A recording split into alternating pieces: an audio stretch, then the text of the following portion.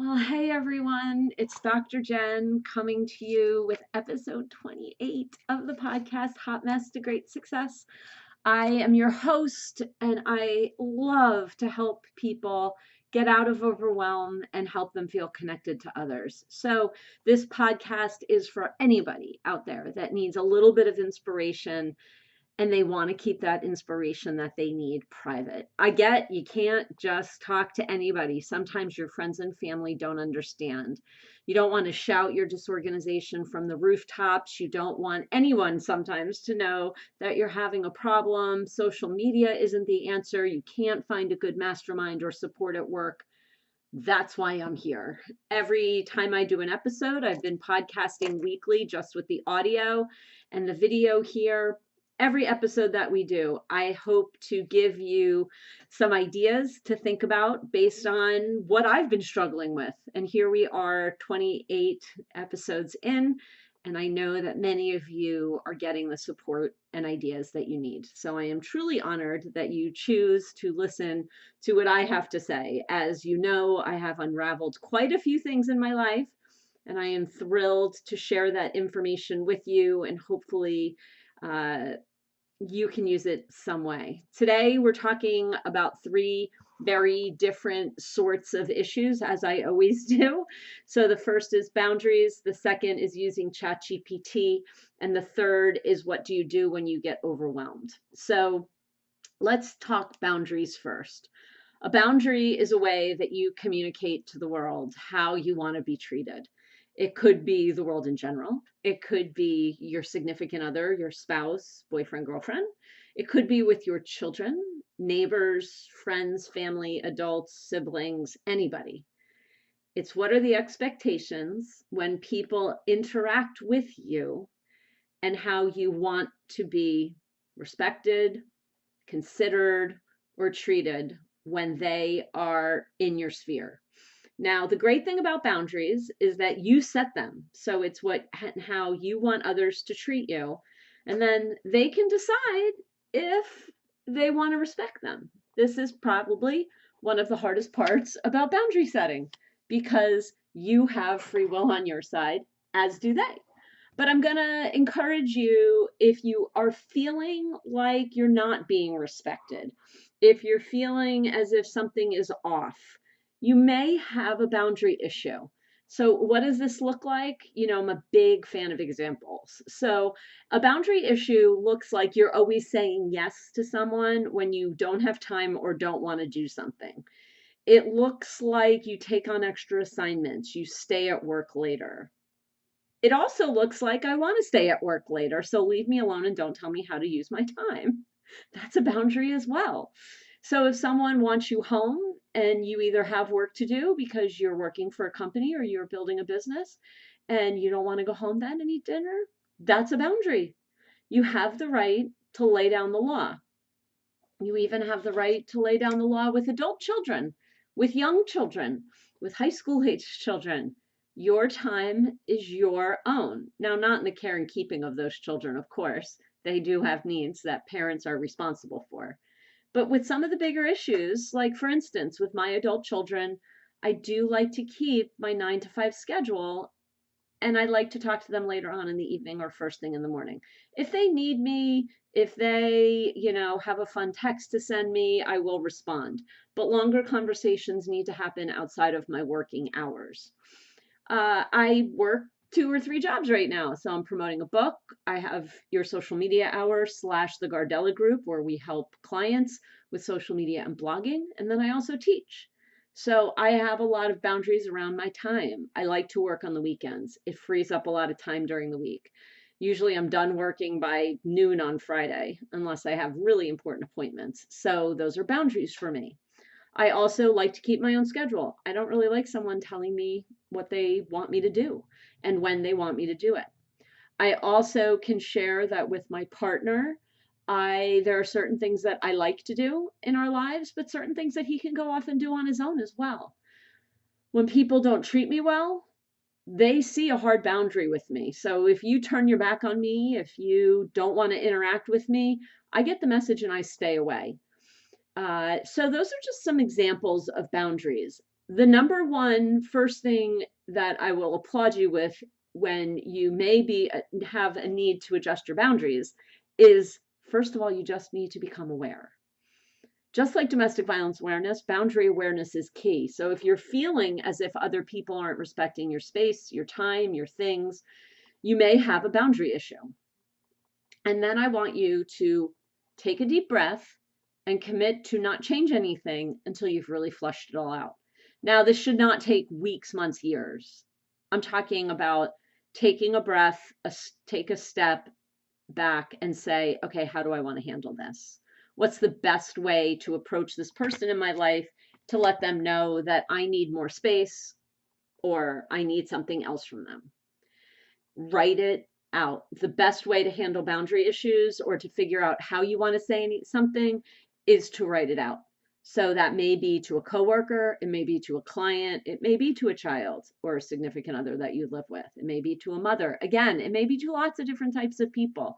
But write it out so you don't go in too cold. You'll be more comfortable if you write it out. And then sit and wait. People tend to not like when you set boundaries.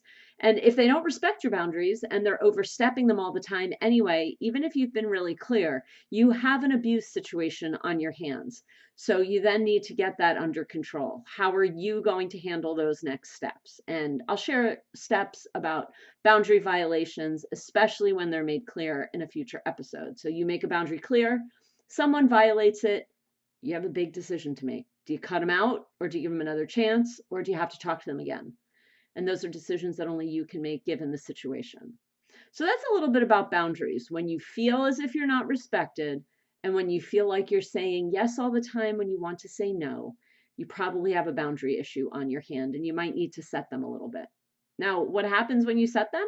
Again, people don't like them, but you will feel a lot better. So getting this dialed in the right way is very, very important. Okay, so I've talked about ChatGPT before, and it's coming up a lot now.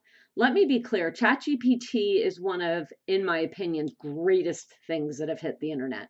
You can do so much with ChatGPT. It's insane. You can outline blog posts, social media strategy. You can ask it about hashtags, but there's also several limitations. So as you can imagine, I get asked a lot about using ChatGPT for marketing, email newsletters.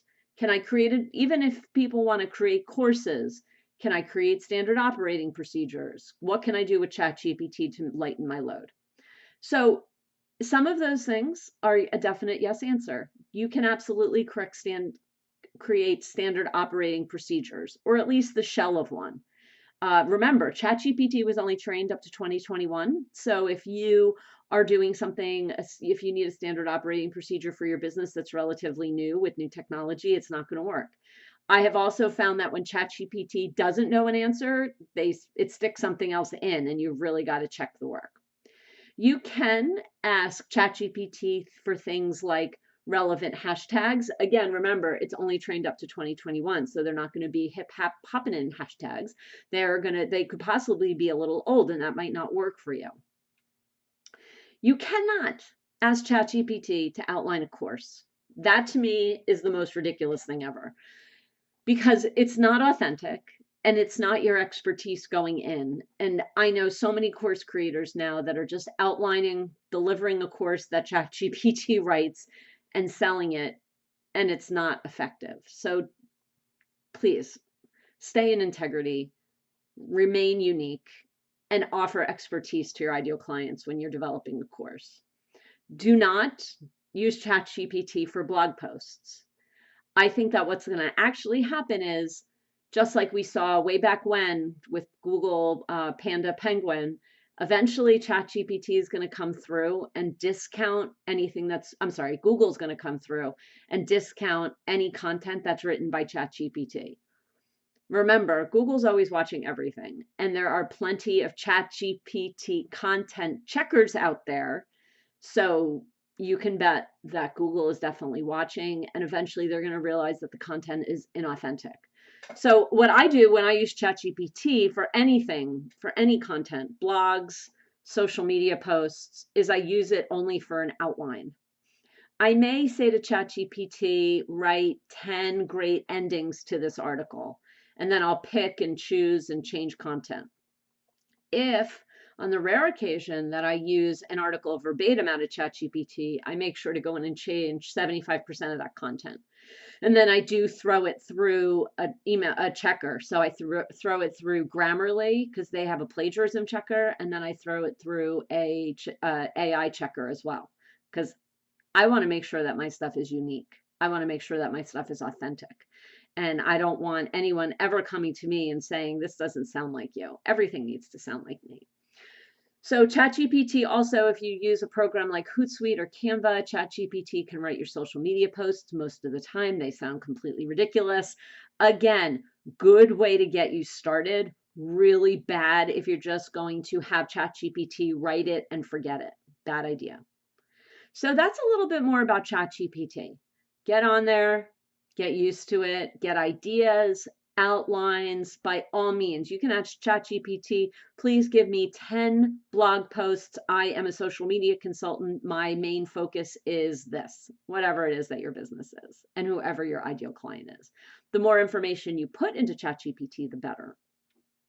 Okay, so the third thing I want to talk to you about is when you get overwhelmed. Being overwhelmed is pretty scary. Overwhelm, that feeling of what do I do next? What do I do first? Why all of it's important, nothing is working.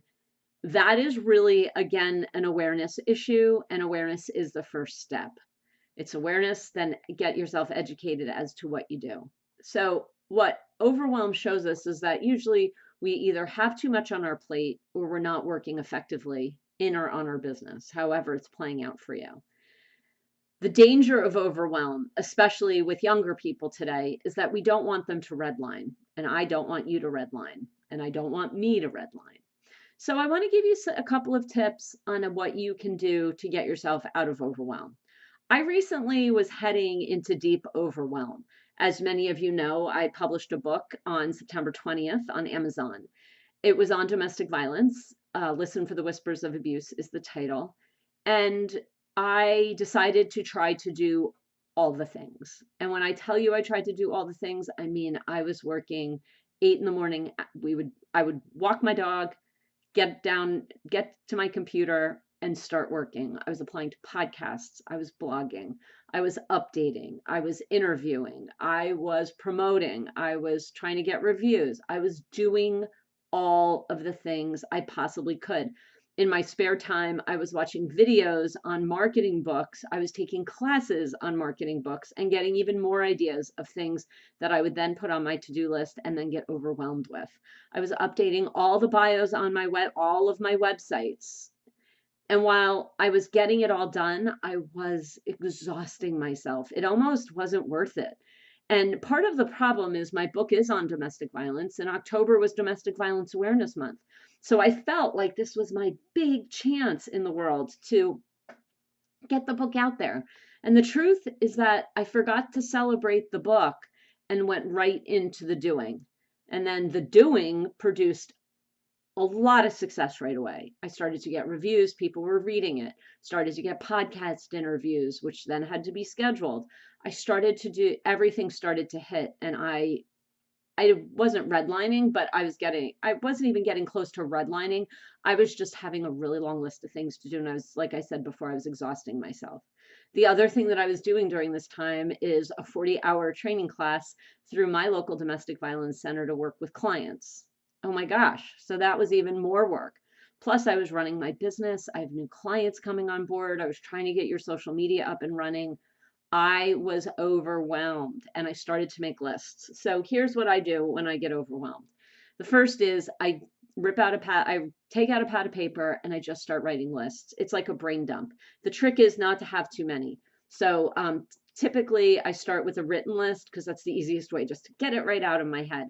And then I go and I put those in the appropriate places in my digital calendars or on I have a lot of lists, goal lists, things to do lists, all in Google Drive Docs.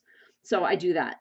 I then, after I do the lists, I do start to get things done, little tiny pieces of it I like to get done, but then I also take a break. I get outside and walk with the dog. I'll go and play in the backyard with the dog. I will get out and take a break. I need to be re-energized. I do not nap because napping does not re-energize me. It just makes me want to nap longer usually. But I definitely step back. And like I said, I also start to get things done, but I do them and break them down so that I can be successful. So it's not add my book to all websites. It was change one little piece of my bio on jennifergardella.com. It was apply to one podcast instead of get 20 podcast interviews.